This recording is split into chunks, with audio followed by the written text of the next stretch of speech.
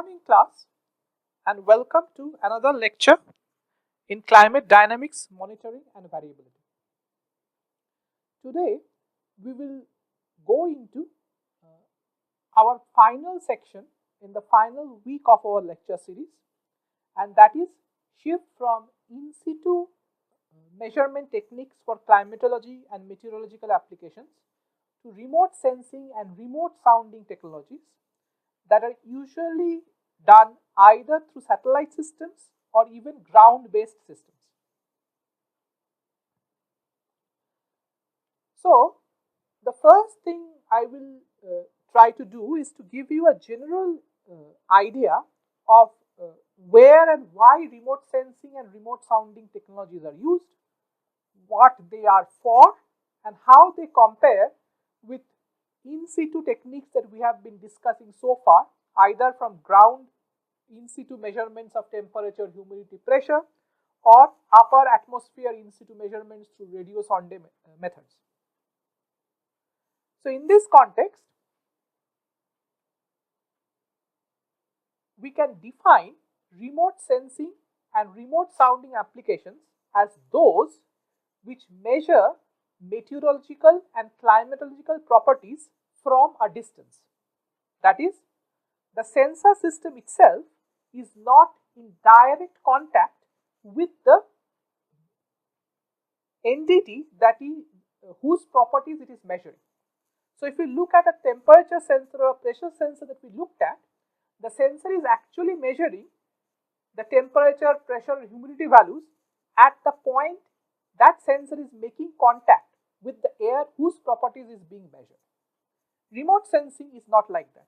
It is inferring these properties from a location which is not close to where the substance is whose properties are being measured. Now, how this is done?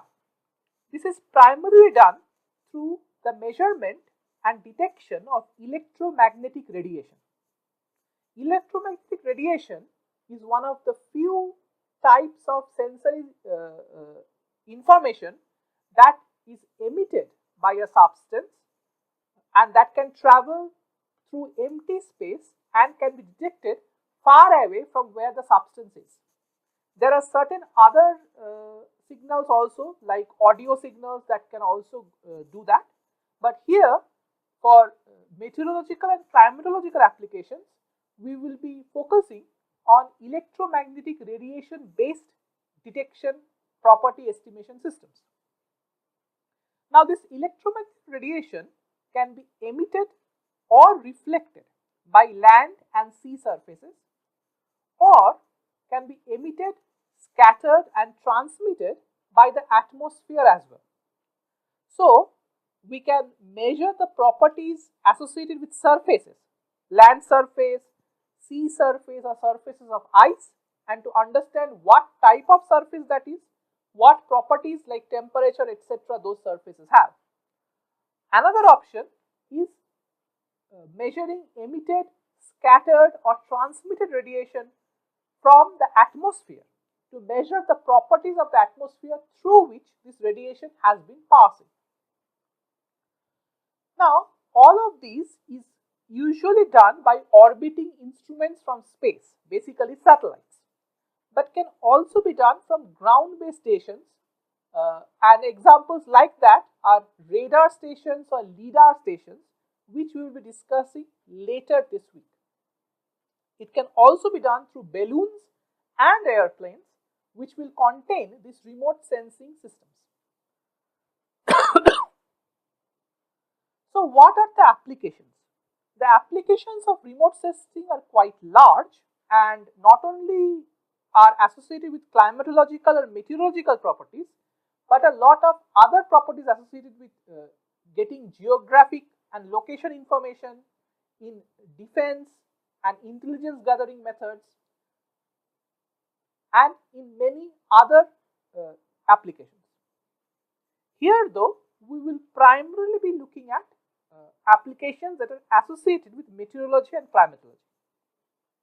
So, if you are looking at some of the things that remote sensing and remote sounding systems can measure in the atmosphere, it can measure the temperature, the vertical profile of the temperature in the atmosphere, the vertical profile of pressure, the extent of precipitation. It can detect clouds and cloud types and their distribution. It can also measure wind velocities through tracking clouds. It can also detect concentrations of various gases, aerosols, etc.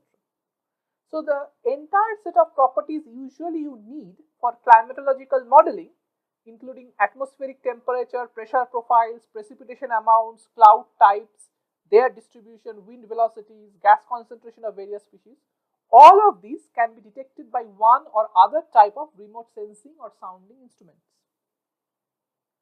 When you are looking at land properties, this can include things like topography, so like the altitude of various land surfaces, even sea levels, which is quite important for climatological applications, tectonic motion, how land is moving due to the movement of plates. This is extremely slow, but we can measure things like landslides, earthquakes, etc. Volcanic activity, surface temperature, extremely important, albedo of land, soil moisture content, also very important to track and monitor to see if there is aridification caused by climate change. Vegetation type, so we can track how vegetation type is changing due to either human activity like deforestation, etc., expansion of farms, or through natural changes. Over oceans, we can measure sea surface temperature, again extremely important. Oceanic topography. So here what we are looking at is, as we discussed earlier, in some places ocean surface may be elevated and some places it may be depressed due to the action of wind systems, low pressure systems, high pressure systems. That can be measured. Wave energy spectra, the strength of waves and the movement of waves, and from this wave energy spectra we can actually infer the wind velocities over the oceans. Ocean color, which is important to look at marine ecosystems and phytoplankton populations, plankton blooms, that are also important indicators of various oceanic parameters and how they are changing. Finally, the cryosphere, which is the zone of ice, which is the distribution and coverage of ice. Movement of icebergs, movement of glaciers. So this is extremely important when we are looking at changes in the ice cover, permanent ice cover in Antarctica, in Greenland, sea ice cover over Arctic, movement and retreat of glaciers in the mountainous regions, etc. So all of these aspects can be measured by remote sensing and remote sounding applications. Okay. Now we have been using two terms, remote sensing and remote sounding. What are these and what are the difference between them? So let's look at the more common term which we often come across, which is remote sensing. So we can define remote sensing in this way. Remote sensing seeks to receive electromagnetic radiation from an emitting or reflecting surface and hence seeks to infer properties associated with the object whose surface it is. So remote sensing is about detecting electromagnetic radiation coming from a surface either through emission or through reflection. Okay. So that surface may be a land surface, maybe the surface of a cloud top, maybe the surface of the ocean, maybe the surface of ice. And using that emission, radiation coming from that surface, we measure certain important properties associated with the surface. So for example, in climatology, we can measure the radiation coming from the sea surface to measure the sea surface temperature through the measurement of infrared radiation from the ocean surface. Or we can determine cloud distribution by detecting radiation reflected or emitted by the cloud tops. We can detect what type of cloud it is through and what is the distribution of various cloud types over the globe by looking at cloud top surface emission properties. Remote sensing requires that the medium between the surface and the receiver, which is usually in the satellite, be non-participatory. So we want the data that is coming from the surface unmodified by any of the intervening medium between the surface and the detector. So remote sensing usually focuses on those electromagnetic spectrum ranges which are transparent to atmospheric attenuation or emission. Because if atmosphere is participating, then we cannot get the proper surface emission data. So that is remote sensing about surfaces and estimating properties of the surfaces. So that kind of gives us an idea of what remote sounding is. Now we are no longer interested in the surface. We are interested in the properties of the intervening medium itself, the layers of the atmosphere. So here we are focusing on how the intervening layers of the atmosphere are changing the incoming radiation that is being detected, and using that change to infer properties of this intervening medium between the surface and the detector. Hence, in remote sounding, depending on requirements, electromagnetic wavelengths are chosen where there is considerable atmospheric emission, absorption, or backscatter. Emission means the atmosphere is actively emitting the EM radiation wavelength that it is detecting. Absorption means the atmosphere is actively absorbing, if not emitting, the electromagnetic radiation wavelength that is being detected. And scattering is basically, it is reflecting in a diffuse way the electromagnetic radiation that is passing through that medium. Each of these systems can be used to infer various properties of the atmosphere, like temperature profile, species profile, amount of aerosols, rain or snow in the atmosphere, through which this radiation is being transmitted. So vertical profiles of atmospheric temperature, density, or absorbing/scattering species like CO2, O3, aerosols, etc. are measured through remote sounding applications. And here we require frequencies which are participating. Okay, and because of this, remote sounding can span over a wide range of frequencies depending on what substance we are interested in. Okay. So if we are interested in ozone concentration, for example, we would be looking at the UV range. If we are interested in, say, CO2 concentration, we would be looking at the infrared range, right? So the difference, so depending on which gas we are interested in, we will have very different wavelengths for remote sounding.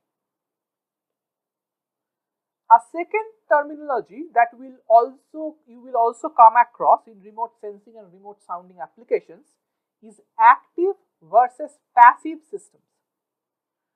So passive systems measure radiation emitted by natural sources, like shortwave radiation emitted by the sun or reflected by the grounds or the clouds, or long-wave radiation emitted by the ground or the sea. So naturally occurring electromagnetic radiation, radiation of the solar radiation, or reflected shortwave radiation from the grounds, clouds, aerosols, etc.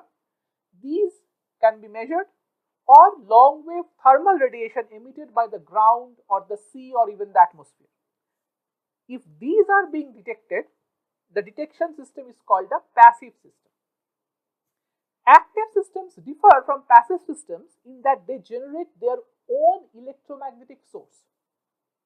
So active systems have a transmitter that emits radiation at certain frequencies and a receiver that detects and analyzes the part of this radiation that is reflected back from the ground or aerosols or inhomogeneities of the atmosphere. Active systems can include satellites as well as ground-based systems, where what we are doing is we are choosing a set of frequency bands and actively emitting electromagnetic radiation from these frequency bands to the surface or to the participating medium we are interested in, and looking at the scattered or reflected radiation coming back from the surface or the participating medium to gather information about that surface or the medium. And common applications include radar and LIDAR technologies, which we will discuss later this week. Okay. So that's active versus passive. The third terminology is based on the type of frequency bands a detector is sensing. Okay. The first type of frequency band we will be discussing is called the VNIR band, which is visible and near infrared region. So this is the region of shortwave radiation being emitted by the sun or reflected by the ground, clouds, ice or ocean surface. And this is the range spanning from 0.3 to 3 micrometers. So UV range to near infrared range, including the visible range. Okay.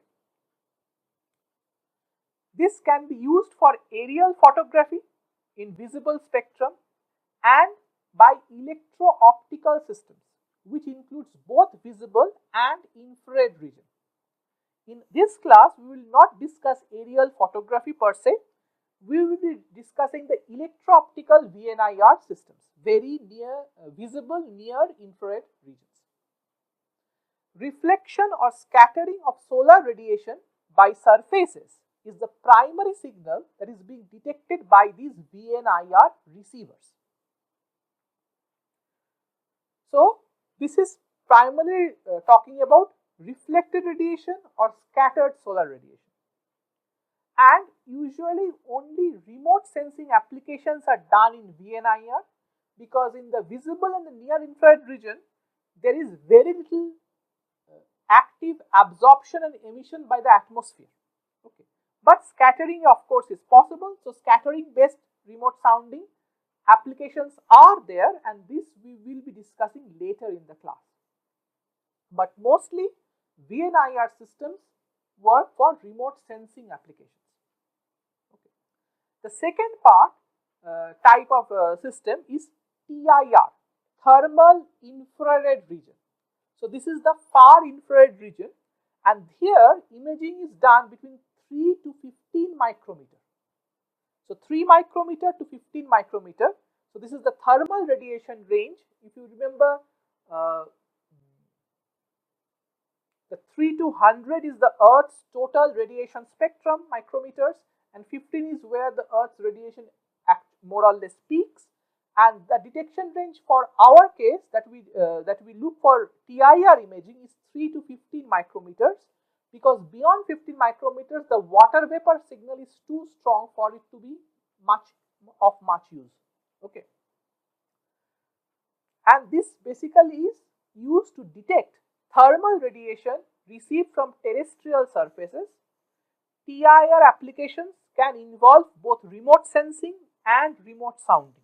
So when you are going for TIR applications, there are basically two different possibilities. You can do a remote sensing, where you still measure the thermal infrared emission from surfaces, so sea surface, ground surface, cloud surface, etc. Or you can do remote sounding, where you are basically looking at how atmospheric emission and attenuation is altering the the radiation that is being detected for a given range, and based on that inferring atmospheric properties. Both possibilities are open in this range for usage. The third section is the microwave region. Here both passive microwave radiometers, so microwave is 4 millimeter to 4 meter wavelengths, and active systems like weather radars usually operate. So weather radars are active systems that emit microwave radiation, and this is reflected back by cloud, the rain droplets and snow droplets, and the amount of reflection kind of gives us the extent of precipitation that is happening in a region. Okay.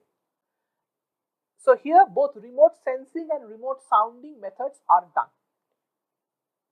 So here you can see the range of wavelengths starting from 0.1 micrometers to around 0.1 meters. Okay. So you can see 0.3 is the VNIR region, So 0.3 somewhere here. You can see from here you get a lot of regions which are atmospherically transparent. So the dark regions are where atmosphere absorbs a lot of radiation, and the whiter regions are where atmosphere is transparent to radiation. So between 0.3, which is somewhere here, to 3 micrometers, which is again somewhere here, you have a lot of transparent bands where remote sensing is possible. Then between 3 to 15, there are certain opaque bands where remote sounding is possible, and transparent bands where TIR based remote sensing is possible. So both are used. Then you go to microwave region, which is 4 millimeters. So here again the atmosphere becomes transparent. So here again we are looking at either remote sensing, imaging through microwave systems, or remote sounding by active scatter by snow and rain particles. Okay, because atmospheric gases no longer participate, that scattering becomes clearer in the microwave region. So we can measure the amount of rainfall that is happening through microwave based radars. Okay. Now remote sounding applications of course use a wide range of wavelengths over this entire system and beyond, actually, because remote sounding can use radio waves as well, and we will discuss radars that use radio waves to detect various properties of the atmosphere later in this week. So remote sounding applications use a wide range of wavelengths, as the need is to detect absorption or scattering profiles in the atmosphere caused by variations of various property variables. Okay. So this is temperature, density, absorbing species, aerosols, etc. So they range from ultraviolet to radio waves, the entire span of EM radiation relevant to Earth. Finally, we can discuss some of the main differences between in-situ versus remote sensing and sounding systems. So in-situ measurements that we have been discussing in the last week and a half are able to provide very accurate point data near the surface and in the troposphere or lower stratosphere region through ground-based and radio sound sensors. So you are getting good quality location-specific point data, which are extremely accurate. Okay. Remote measurements are less resolved. So we will see that the spatial resolution is quite coarse in many types of remote measurement techniques. Those are spatially average data in many cases. Okay. So you are getting temperature at a specific location at a specific time for in-situ measurements. While remote sensing and remote sounding will give you temperature averaged over a certain region of space, maybe 100 meters or even 1 kilometer, over a certain amount of time. So it's giving you an average data rather than point-to-point data. However, the advantage is remote sensing and remote sounding can get a lot of data from a large spatially distributed region at once. So the quantity of interest can be measured rapidly and repeatedly over large spans covering hundreds of kilometers. So a satellite can measure the sea surface temperature over the entire Pacific, for example, very quickly and repeatedly. Whereas if you use in-situ measurements through buoys floating over the ocean surface, you will get certain point data in different locations, but not the entire continuous temperature information that can be obtained from a satellite. Similarly, a radio sound can measure point-to-point altitude-based temperature data over a certain location in the world. Okay, whereas the atmospheric sounding techniques can get the vertical profile of the temperature over a large region of the planet very quickly and repeatedly. Okay.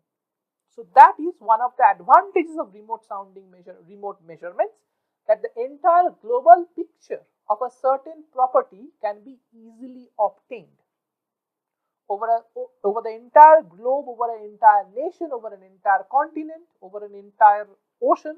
those information can be easily obtained. So this is the point that we are looking at the second case. It provides less coverage and data can only be obtained from specific locations. Correct. Remote measurements, especially from satellite systems, provide global coverage, and there are certain things that are very difficult to cover by in situ techniques. So for example, extent of forest fires, amount of deforestation, the seasonal and yearly decrease of an entire glacier. You have to go to extremely remote locations continuously and repeatedly if you are going to do this by in situ methods, whereas remote sensing can do this very easily and safely from space, because these regions are often remote and often politically also dangerous or inaccessible. However, in situ systems are generally inexpensive to install and maintain. Remote sensing systems are expensive to launch and maintain.